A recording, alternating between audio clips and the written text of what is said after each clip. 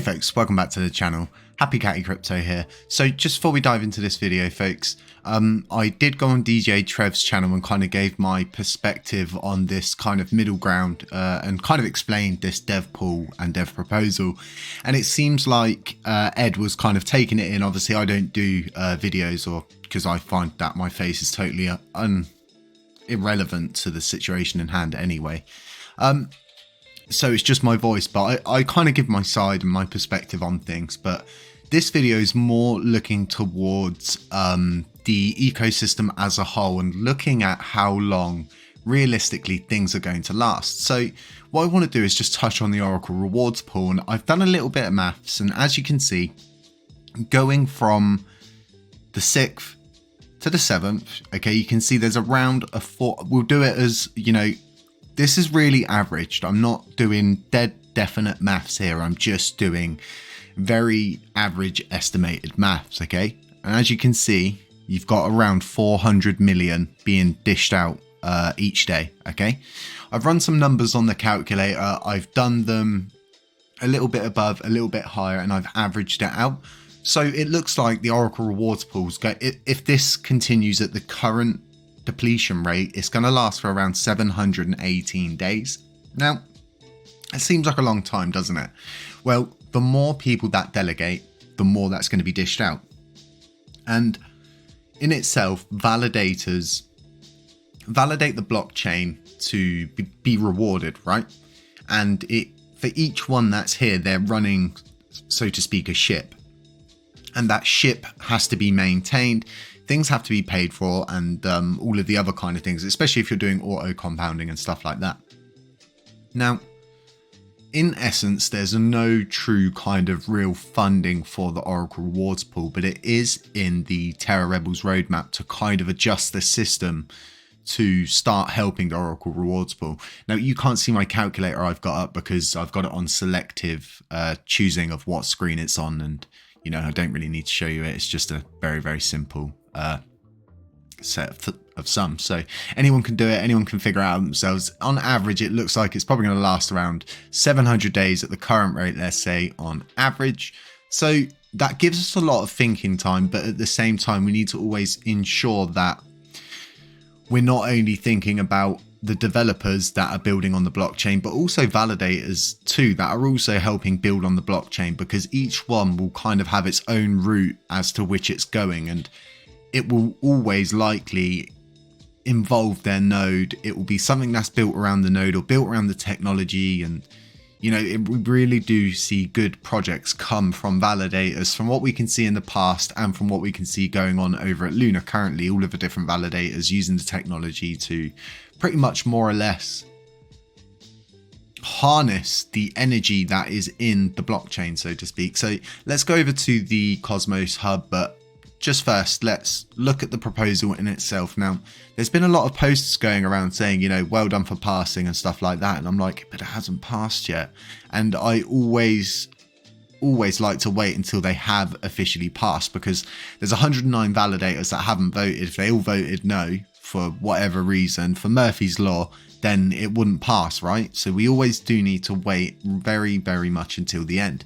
So moving over to what this proposal actually means, and it pretty much means IBCs will be re-enabled, and there's going to be some coins that are going to be released. Now, I've done my own due diligence, I've done a little bit of research, and from what I can gauge from multiple different people and then kind of looking at it myself, I think the best kind of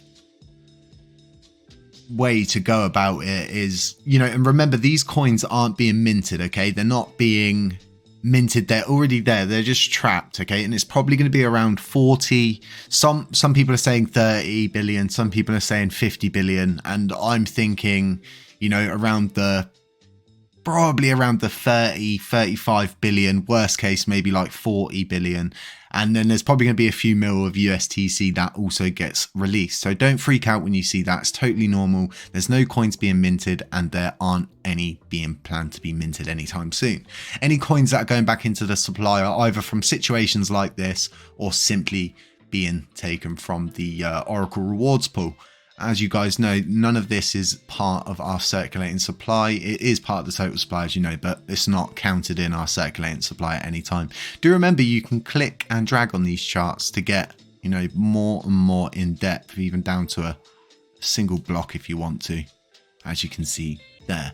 So I don't think, you know, it wouldn't be panicking point until it's at least half depleted what it is, I don't think, because you've still got a lot of time. And the idea behind the Oracle rewards pool is that it helps support validators and then also supports the community, because without validators, you know, you'd have to go for a really awkward route to be able to stake your coins. A validator removes that issue.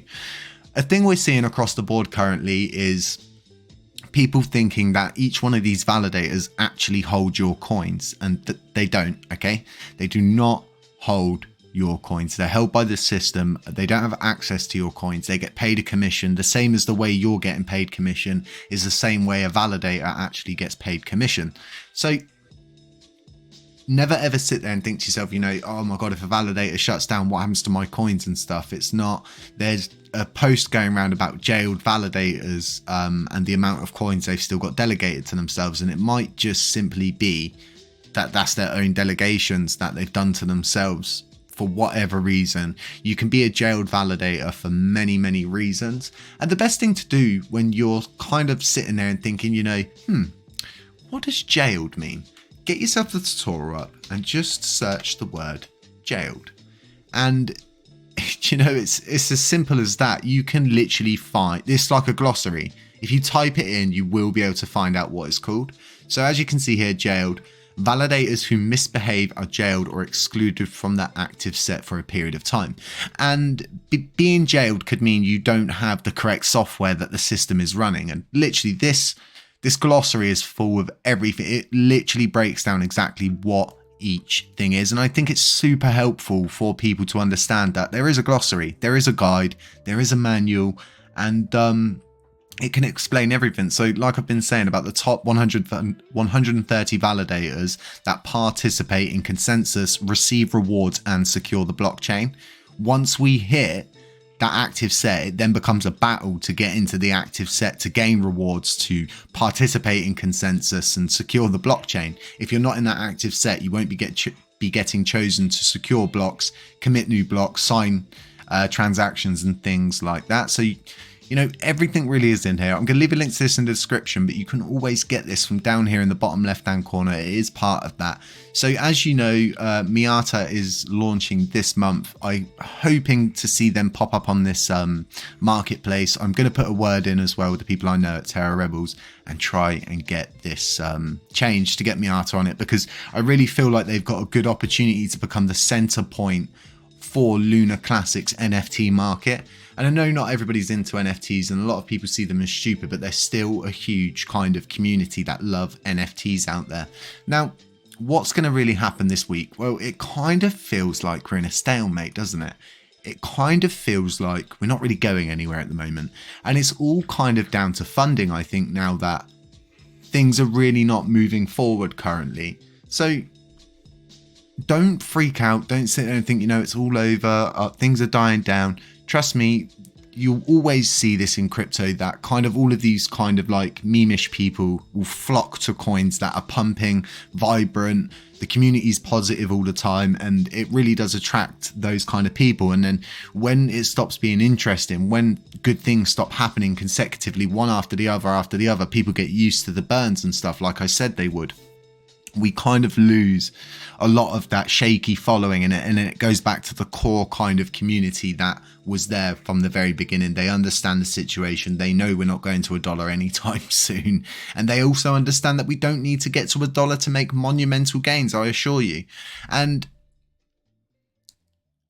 everything, I need to stop. I don't know why I pause like that. I've got a really, it's either I pause too much or I say, you know, that I think that's like one of the hardest things as someone who does a lot of YouTube content. I nearly said it then. It's a very, very hard word not to say. Anyway, babbling, get back to the point, Jay. I think it's going to be an interesting week for crypto.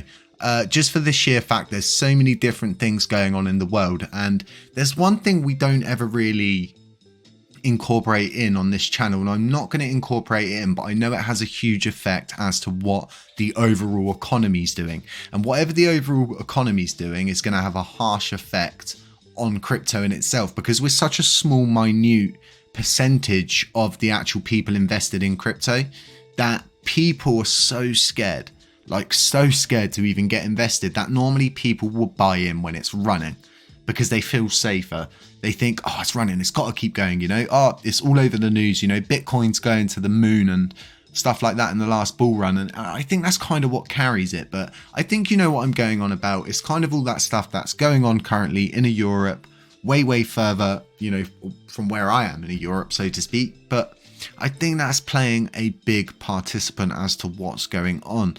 Now, there's been seizures going on for a very long time as to do with like Silk Road and stuff like that. So I also feel like that in itself might not be helping the situation, but in the same time, it shows how it kind of deters people from doing bad stuff with crypto when you keep seeing all these kind of scams getting, you know, I'm saying the word already, all of those kind of scam things. I think it does have a positive effect and really does show that you can't hide anything in crypto. And I mean, it's really hard to hide your transactions if you want to on Terra Classic or Luna, so to speak, because it's so decentralized. There are forms of doing it, like redacted money. A lot of people probably don't know about this, but redacted money it works with Luna. I don't know if it works with Luna Classic or if they're planning to. I think it's just on Luna, but it's like 100% you can hide whatever you're doing. Why people need to do that, who knows? People like their privacy. It's always been like that. And I guess that was the huge thing, wasn't it, about the whole Privacy Act, especially here in the UK, when that law got passed, which really does give us more rights to our personal data and things like that. So I think people are quite, you know, but just know there are options for doing that. So like I said, moving forward the week, I think it's going to be interesting. You've got the proposal, which is ending, which is 10879. It looks like a passer. You know, it's a very vague description, so it's quite easy to vote on. But at the same time, you can see there's a few people that are just abstaining from it, and we vote on the consensus of our community vote, as you guys know. So it's not me who makes that decision, it's actually the community in hand. If you want to vote on those kind of proposals, you just need to be in our Telegram group. Links to that in the description. Guys, have a really nice Tuesday wherever you are. Stay safe. I hope you got some vital information from this video and kind of brought you up to date as to what's going on. Do remember, with IBCs being unfrozen, once this passes, it doesn't mean things are going to start going straight back to normal, because they're not. There's a lot of work to be done after this client update goes through. We don't even know how bad it is on the other side of what we're dealing with currently. Stay safe, guys. Not financial advice. Beware of scammers, doppelgangers, anybody pretending to be me. And I'll catch you in the next one. Oh, can I schlup? My throat's so sore. Got it.